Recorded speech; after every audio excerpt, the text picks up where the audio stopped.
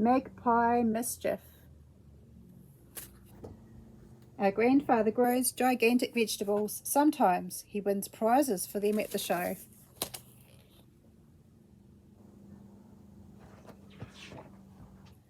Pop feeds his veggies a stinky concoction of animal manure and fish heads and roadkill possum. He mixes everything up with water in an old washing machine bowl he scavenged from the tip.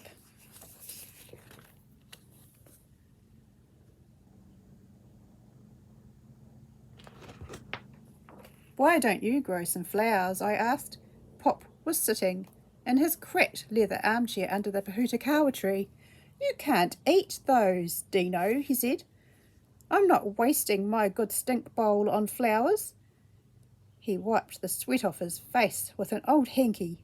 "That is a good day's work there," he told Billy and me, looking proudly at his garden.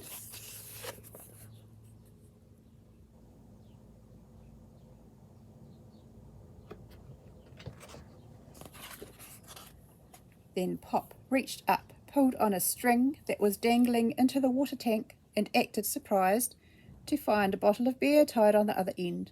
He laughed. "Well, I'll be. Someone stocked up my fridge."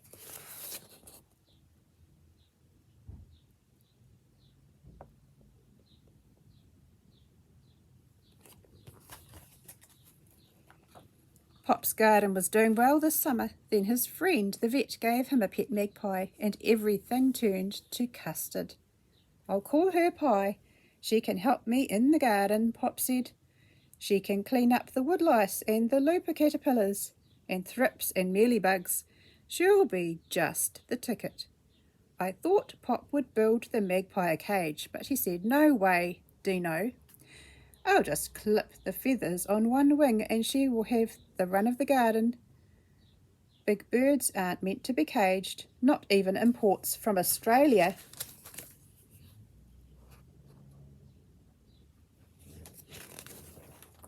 But Pop was just asking for trouble. A couple of days later he complained to Billy and me. "That Pie, I planted 2 dozen cabbage seedlings and she pulled them out." "Maybe you should build her a cage, Pop," Billy suggested. "Nope," he said, "that wouldn't be fair."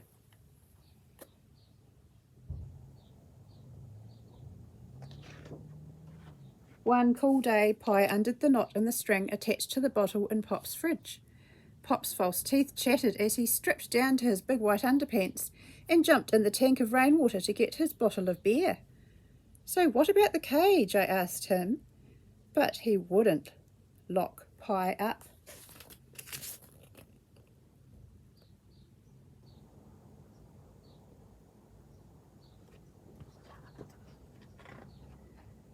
Then that magpie got into the old cabinet Pop called his box of tricks.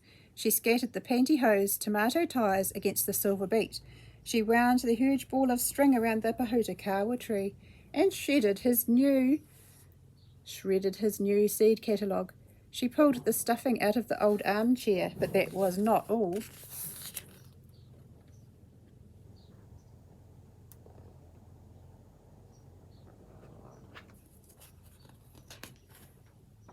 Then one day Pie sat on top of the stereo that Pop was restoring and pooped right into its works. Pop was so mad.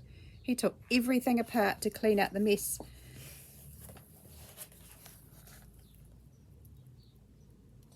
As soon as his back was turned, Pie pinched bits of the machine and dropped them in the stink bowl.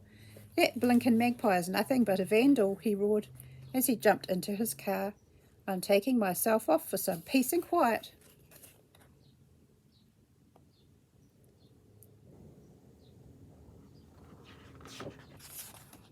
That's when he found the car keys were missing.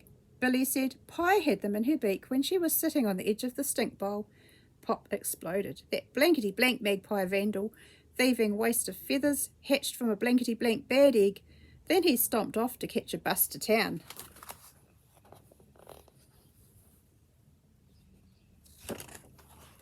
We weren't surprised when Pop arrived back a few hours later, sitting up at the front of a flat-deck truck loaded with wire netting and timber.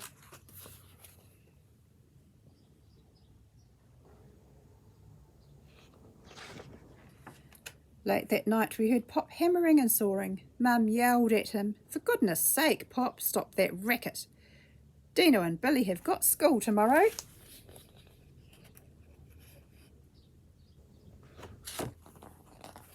Next morning we raced outside in our pyjamas. We couldn't believe our eyes. There was this high wire netting fence that stretched right across our garden, including the tank stand and the old leather chair under the Peka tree. Inside the fence, Pop leaned on his rake, smiling at a new straight line of lettuce plants. He looked pretty pleased with himself.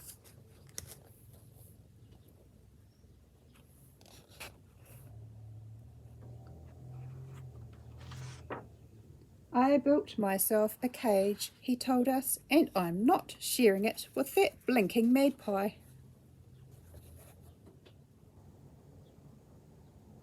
So that was the story Magpie Mischief.